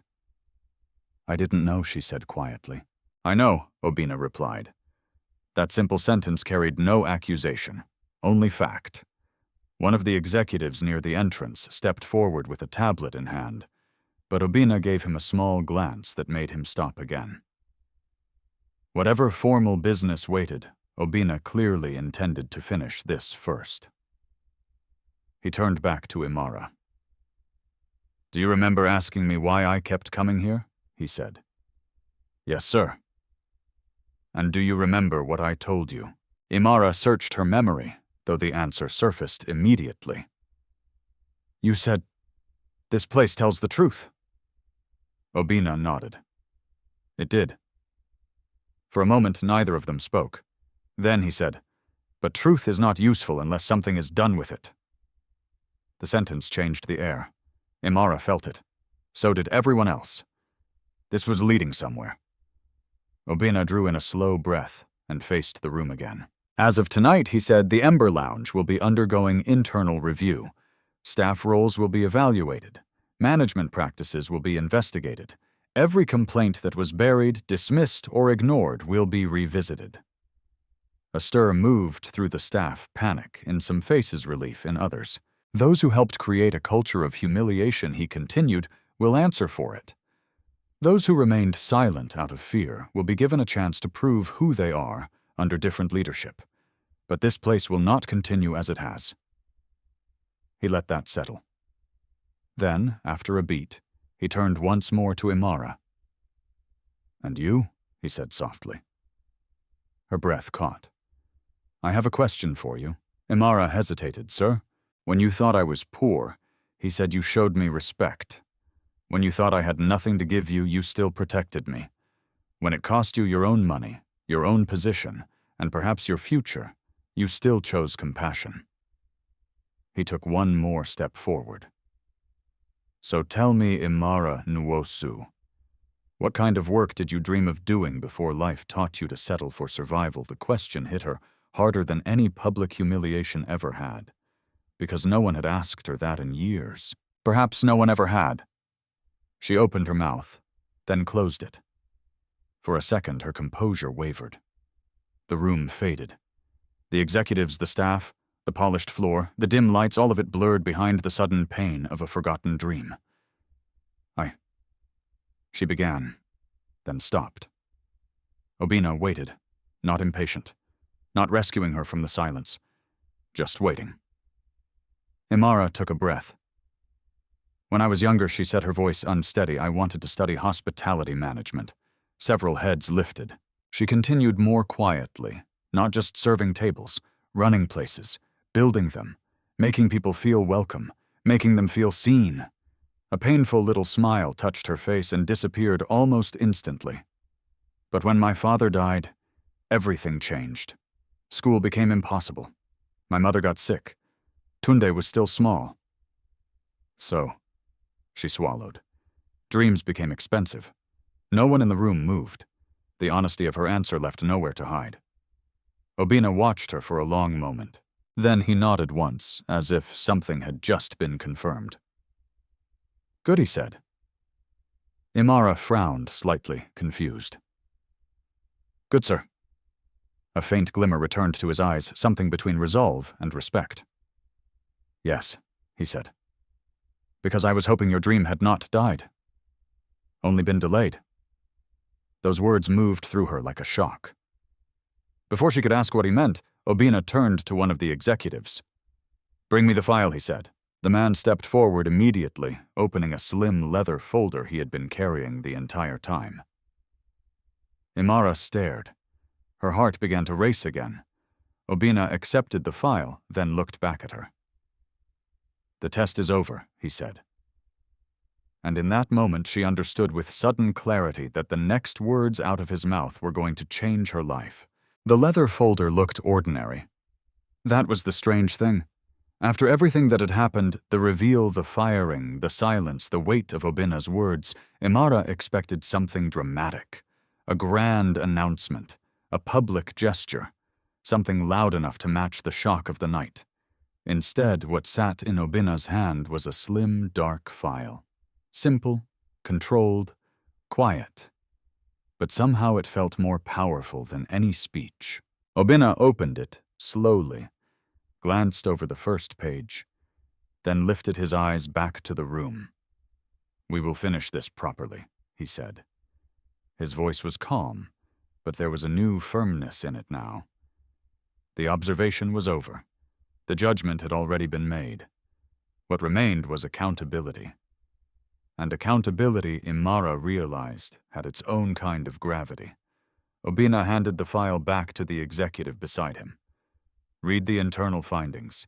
The man nodded, once adjusted his glasses, and began. Over the past 6 months, he said, his voice formal and precise.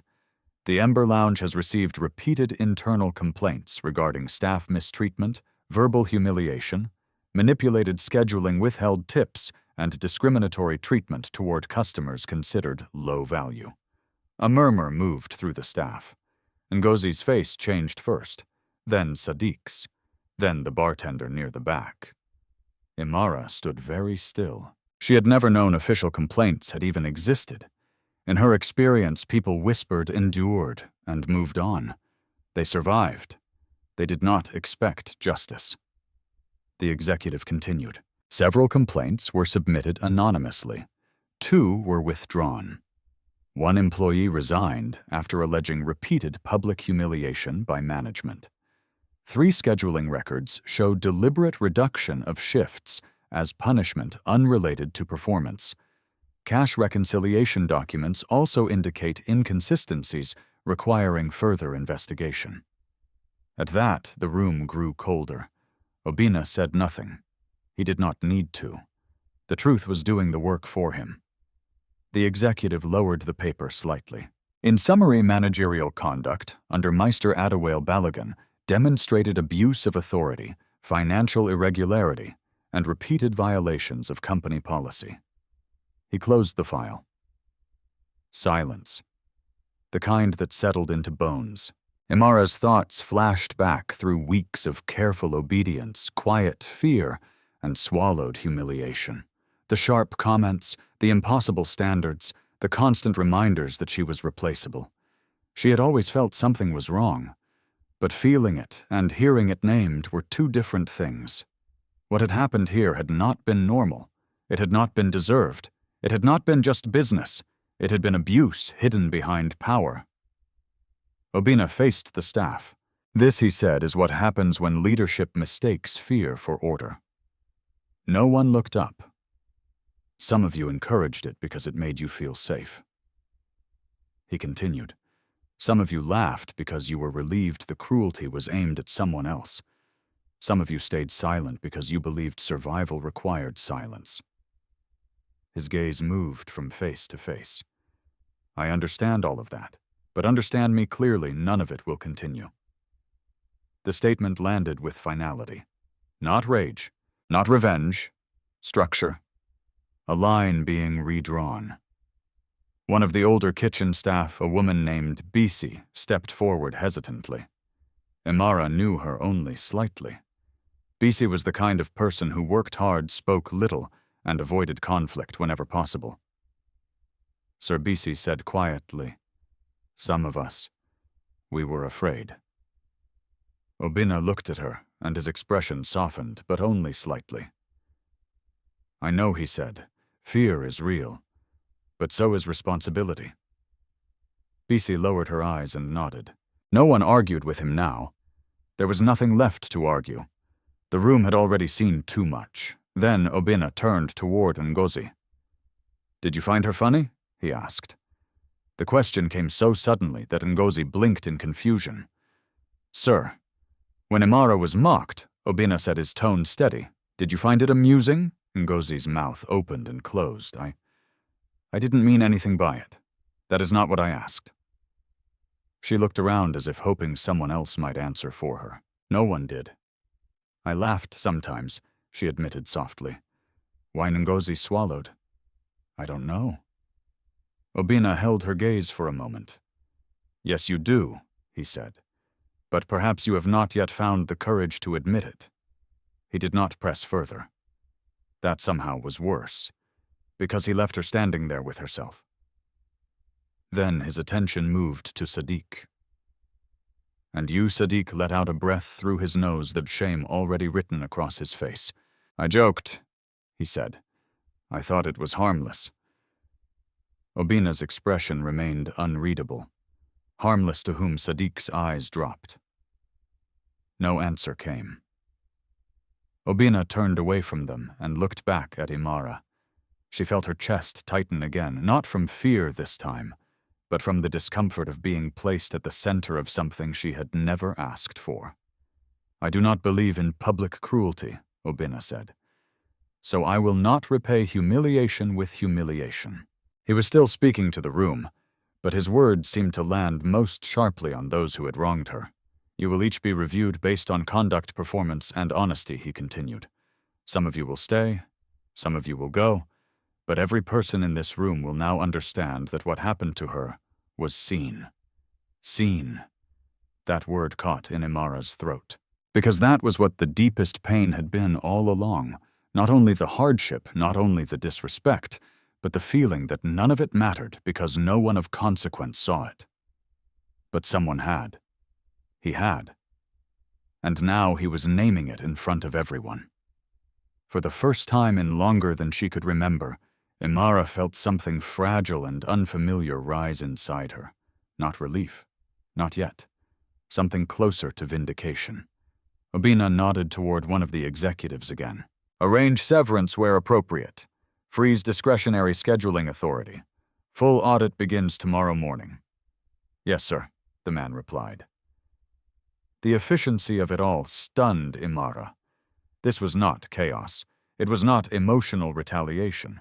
Obina had not merely exposed what was wrong. He had come prepared to correct it. That realization made her understand something else. He had not shown up tonight on impulse. He had already decided that truth would be followed by action. He turned back to her. The room seemed to narrow. Everything else, staff executives, polished counters, empty glasses, faded into the background.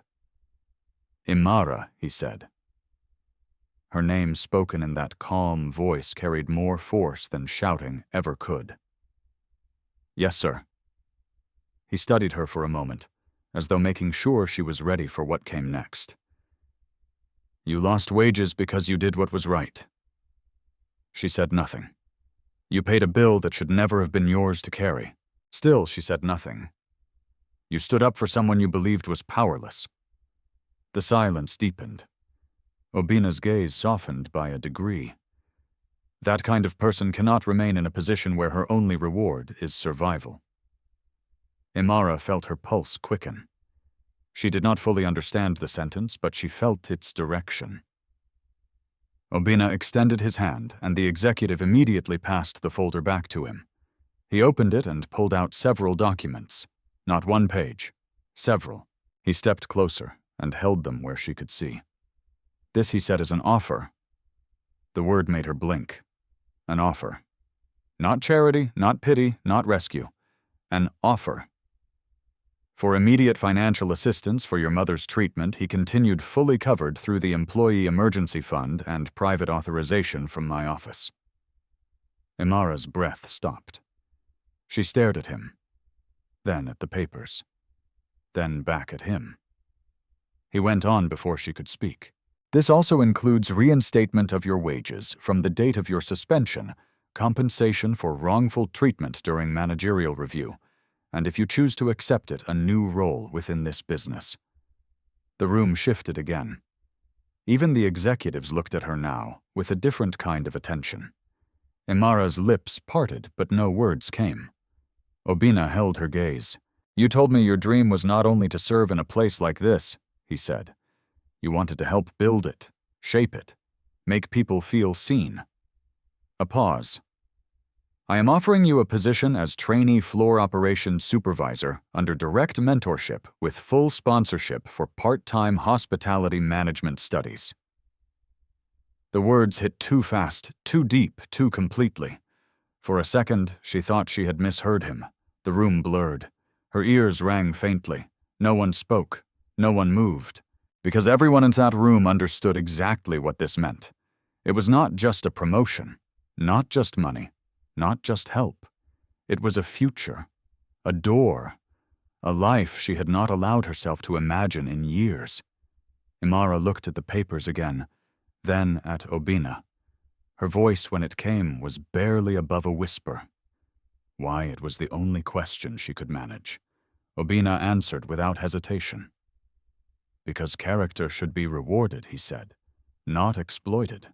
And in the silence that followed, Imara felt the full weight of justice for the first time. Not as revenge, but as restoration. Imara did not take the papers immediately. Her hands remained still at her sides, as if they no longer belonged to her. The room around her seemed to recede into a distant haze. The polished floor, the empty tables, the executives standing quietly near the entrance, the staff holding their breath in the aftermath of a truth none of them could undo. All of it felt far away. Only Obina's words remained close. "Your mother's treatment, fully covered, reinstatement of wages, trainee floor operations supervisor, sponsored studies." The offer was too large to enter her mind all at once. It pressed against every wound life had carved into her, not like force, but like light, too sudden, too bright for eyes that had grown used to dimness. Her throat tightened. "Sir," she began, then stopped. She tried again. "I don't know what to say." Obina's expression remained steady but gentler now. "You do not need to say everything tonight," he replied. "You only need to understand that this is not a reward for pleasing me. It is recognition for revealing who you are when kindness had no advantage." The sentence steadied her more than comfort would have. Because that was what she feared most in moments like this, that help might come with humiliation hidden inside it. That generosity might turn into control, That gratitude might be demanded in a form that reduced her all over again. But Obina's words gave shape to something different. Recognition. Not pity. Respect. And that distinction mattered. Very slowly, Imara lifted her hands and accepted the papers. The folder felt unexpectedly heavy. She looked down, scanning the first page through eyes that had begun to blur. She could see the official letterhead, the typed terms, the signatures already prepared. It was real. Not a spoken promise that could disappear by morning. Not a gesture meant to impress a room. Real. Her fingers trembled. I don't know if I deserve this, she said quietly. A faint murmur moved through the staff, but Obina silenced the room without even turning his head. Most people who deserve power do not believe they do, he said. And most people who chase it care only for the position, not the responsibility. He nodded toward the papers in her hands. I am not giving you a throne, Imara. I am giving you a chance. What you build with it will depend on you. That landed in her chest with unexpected force. A chance, not rescue, not a miracle designed to erase her life. A chance to step forward into it differently. Imara lowered her eyes again. She thought of her mother in the hospital bed, breath growing weaker by the day. She thought of Tunde, trying to look older than his years. She thought of all the mornings she had left home before sunrise, and all the nights she had come back carrying exhaustion like another piece of clothing. And beneath all of that, buried so deeply she had almost stopped believing in it, she thought of the younger version of herself, the girl who had once believed she could study build, create spaces where people mattered. That girl had not died. She had only been waiting under layers of survival. I accept, Imara said softly. The words felt fragile at first, then stronger. She lifted her chin. I accept, sir. Something changed in the room at once, not loudly, but unmistakably. A tension loosened. An invisible line shifted. Even the executive standing near the entrance seemed to breathe a little easier, as though a missing piece had finally clicked into place. Obina gave one slow nod. Good. He turned slightly to one of the women in business attire standing beside the senior executives, a sharp-eyed woman with a neat braided bun and a tablet in her hands. Miss Afolayan, he said you will oversee the transition. Yes, sir. She begins tomorrow morning. Immediate hospital arrangements tonight. Tuition process begins this week. I want no delays. Yes, sir. The woman stepped forward and offered Imara a respectful smile. Nothing excessive, nothing pitying. Congratulations, she said. We'll walk through everything together. Imara nodded, still dazed. Thank you. Obina's gaze shifted to the remaining staff. Let this be clear, he said. Imara's new role is not symbolic. It is not ceremonial. She will be trained, supported, and expected to lead with the same integrity she has already shown. Several eyes widened. Ngozi lowered her head again. Sadiq stared at the floor. Amaka looked at Imara with something complicated in her expression. Part admiration, part shame, part wonder. No one is to make this difficult for her, Obina continued. Not through jealousy, resentment, or whispered sabotage. If you cannot respect her position, you cannot remain here. The finality in his voice left no room for misunderstanding. Imara felt heat rise to her face again, but this time it was not from humiliation. It was from the sheer strangeness of being protected publicly instead of exposed. She had never experienced anything like it, and with it came a different kind of fear. Not fear of cruelty, fear of failing something good. As if sensing the shift in her, Obina looked back at her and said, quietly enough that it felt almost private, despite the room around them, "Do not let fear turn this gift into another burden." Imara blinked. "Sir, you are already wondering if you are enough for it," he said. She couldn't deny it. Yes. Obina's expression softened by a fraction. Good people often mistake humility for unworthiness. They are not the same thing. The words moved through her slowly, like warmth returning to cold hands. Before she could respond, Miss Afolayan spoke gently. "If you'd like, we can leave now and go directly to the clinic. Payment confirmation can reach them before we arrive." At that, all the air seemed to leave Imara's lungs at once. "The clinic," she repeated, almost as if she had forgotten that this most urgent, most precious part was already being handled. "Yes," Miss Afolayan said. "Your mother will not have to wait." Imara pressed one hand lightly to her mouth. She had promised herself she would not cry in front of everyone. Not here. Not after everything. But relief is different from pain. It breaks through where pain hardens. Her eyes filled anyway. She turned slightly embarrassed, but Obinna did not look away, or pretend not to notice. He simply gave her the dignity of not commenting on it. That somehow made the tears harder to stop. For a moment she stood there, breathing through them papers clutched gently in her hands, while the room around her remained respectfully still. Then Sadiq spoke up, voice low and rough with shame. "Imara." She turned. He looked nothing like the easy-joking waiter he had been days ago. Whatever casual carelessness once animated him had been replaced by discomfort that seemed painfully sincere. "I'm sorry," he said, "for laughing, for not saying anything." The apology hung awkwardly in the air, not polished, not dramatic, but honest. Ngozi swallowed and added without lifting her eyes, "Me too." Then Amaka. Then Bisi. One by one, not everyone, but enough. Imara listened.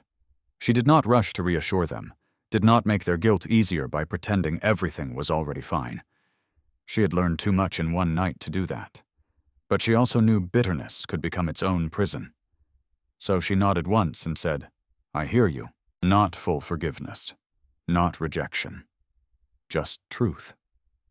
Obinna watched the exchange in silence, and something approving passed briefly through his gaze, not because the apologies erased harm, but because Imara handled them with the same balance she had shown all along.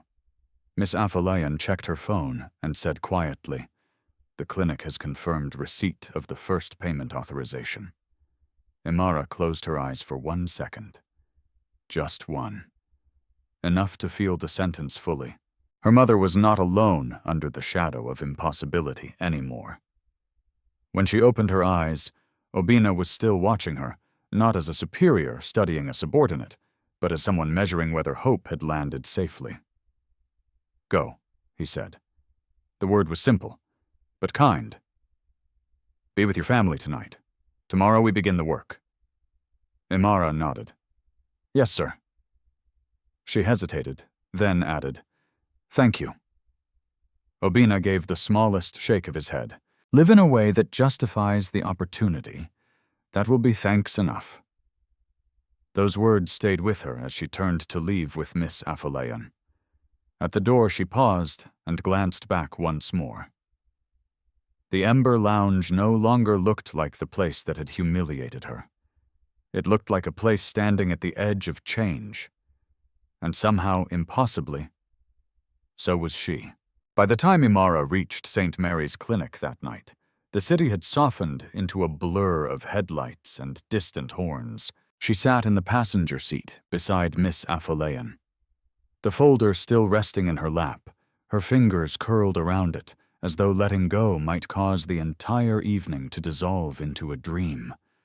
Several times during the drive, she looked down at the documents again, not because she doubted how to read them, but because her mind still had not fully caught up with what they meant. Her mother's treatment had been approved. The first payment had already gone through. The hospital was expecting her. A future that had been collapsing only that morning had somehow reopened before midnight. It felt too large to trust. When they arrived, a nurse was already waiting near the desk. "Miss Nwosu?" she asked. Imara nodded quickly. "Yes." The nurse's expression softened into something that was almost a smile. "We've received confirmation from Mr. Okafor's office. Your mother has been moved for the new treatment plan. The doctor would like to speak with you." For 1 second, Imara simply stood there. She heard the words. She understood them. But the relief inside her came so suddenly that it left her weak. Miss Afolayan touched her arm lightly. "Go on." Imara nodded and followed the nurse down the corridor. The doctor met her outside her mother's room. He looked less guarded than he had earlier that day. "We've begun the stronger medication," he said. "It's still early, but this gives her a real chance now." A real chance. Not certainty. Not a miracle. But chance, the same word Obina had used. And tonight that word was enough to feel sacred. "Thank you," Dr. Imara whispered. He gave a small nod. "Thank whoever made this possible. And thank yourself for not giving up before the door opened." His words caught her off guard. She managed only a faint nod before stepping into the room. Mama Chinyere lay beneath the blanket, smaller than Imara remembered her face worn by pain and time. But there was something different now in the arrangement of the machines, the medication line, the steadier rhythm of care surrounding her. Tunde sat on a chair beside the bed, half asleep. His school shirt wrinkled his face, drawn with worry. When he saw Imara, he shot up. Sister Imara crossed the room quickly and held him before he could ask. "It's okay," she whispered, though tears were already gathering in her eyes. "They've started the treatment. They're helping her." Tunde pulled back just enough to search her face. "How?" The question was innocent, simple, but it carried all the weight of what their lives had been, too many moments where hope arrived late or not at all. Imara looked at him, then down at the folder in her hand. "Someone saw me," she said softly. He frowned, not fully understanding. But later she would tell him everything. That night she only sat beside them both and allowed herself to breathe in a way she had not done for weeks. The room still held uncertainty. Her mother was still ill. The future was not suddenly free of pain. But the crushing wall she had been pushing against alone was no longer immovable. And in that fragile relief, something inside her finally unclenched. The next morning, Lagos woke beneath a pale gold sky. Imara rose from the clinic chair with stiffness in her back and exhaustion still heavy in her bones, but she carried something unfamiliar, too. Direction. Mama Chinyere had slept more peacefully through the night. The doctor had told her the coming days would still matter greatly, but the treatment had begun well. Tunde had been sent home to wash, eat, and rest before school. Miss Afolayan had arranged transport. Every practical detail that normally would have broken Imara under its weight had been handled with quiet efficiency. At 9 o'clock, she stood once again outside the Ember Lounge. Only this time, she did not stand there as a waitress afraid of being called in late, corrected in public, or made small for someone else's comfort. She stood there, carrying a notebook, a temporary ID card, and a fear that felt completely different from the one she used to know. This fear did not come from humiliation. It came from responsibility. Inside the bar looked both familiar and newly exposed in the bright light of morning. Without music, without customers, without the blur of nightlife to soften its edges, it looked like what it really was. A workplace, a machine built by people shaped by habits, vulnerable to culture. Miss Afolayan met her near the center of the room. "Good morning, Imara. Good morning, Ma. You can call me Kemi," she said gently. "Today is for learning not fear." Imara gave a small, uncertain smile. "I'll try." Kemi handed her a schedule. "You will shadow operations this week. Inventory, floor coordination, customer flow, conflict handling, staff support. You won't know everything at once." "That makes 2 of us," Imara said before she could stop herself. Kemi laughed softly. "Good. That means you're still honest." The warmth of the response eased something in her. As the morning unfolded, Imara moved through each part of the lounge in a new way. She saw the bar counter, not only as the place where drinks were served, but as a pressure point for customer tension. She saw table spacing not only as decoration, but as part of how service moved or broke down.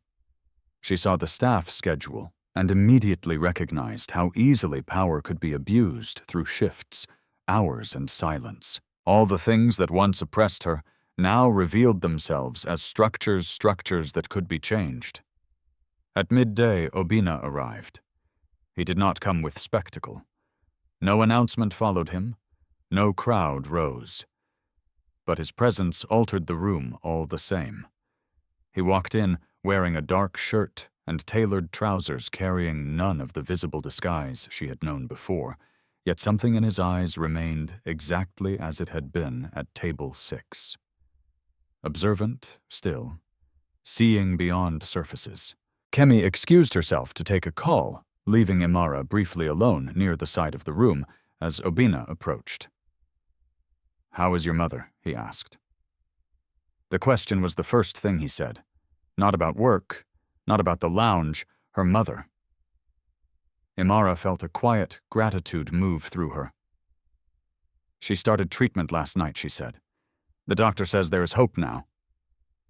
Obina nodded once. "Good." There was a pause. Then he looked around the room. "And how are you?" Imara almost answered automatically. "I'm fine," the old survival phrase rising to her lips, but she stopped herself. "I'm overwhelmed," she admitted. "Grateful, frightened, trying not to fail before I begin." A faint smile touched his mouth. "That sounds like a serious person," he said. She let out a breath that almost became a laugh. "I've never done anything like this. No one has," he replied, "until they do." He gestured lightly toward the open room. "This place was built to impress people," he said. "I am more interested now in whether it can respect them." Imara followed his gaze. "I used to think power was mostly about money," she said quietly, "or the ability to punish. And now..." She looked at him. "Now I think it may be the ability to decide what people feel when they pass through your hands." The answer stayed between them. Obina's expression changed not dramatically, but enough. Approval. Not because she had tried to impress him, but because she had understood. "That he said is why you're here." For a moment, Imara could not speak, because in all her life she had rarely been invited into a future for the sake of who she truly was. She had only survived one. Now she was being asked to shape one. The rest of the day passed in instruction observation and careful note-taking. Some staff still seemed uncertain around her. A few were awkwardly respectful. Others were quiet, watching to see what kind of leader she might become. Imara noticed all of it, but she did not rush to force anything. She had learned enough from Obina to understand that time reveals more than performance ever does. When her shift ended, she returned to the clinic with food for Tunde and fresh fruit for her mother, though Mama Chinyere could only take a little. Her mother was awake this time, weak, but alert enough to squeeze Imara's hand. "You look different," Mama Chinyere whispered. Imara smiled through tears. "I think life looks different." Her mother studied her with the deep, knowing only a mother carries. "Then do not let hardship make you hard," she murmured. "Let it make you wise." The words settled in Imara's heart beside everything else. That night, sitting once more by the hospital bed, she looked out through the narrow window at the city lights scattered across Lagos. Somewhere beyond them, the Ember Lounge stood under a new kind of future. Somewhere beyond that, work, study, pressure, mistakes, and growth waited for her. None of it would be easy. Healing would take time. Leadership would take courage.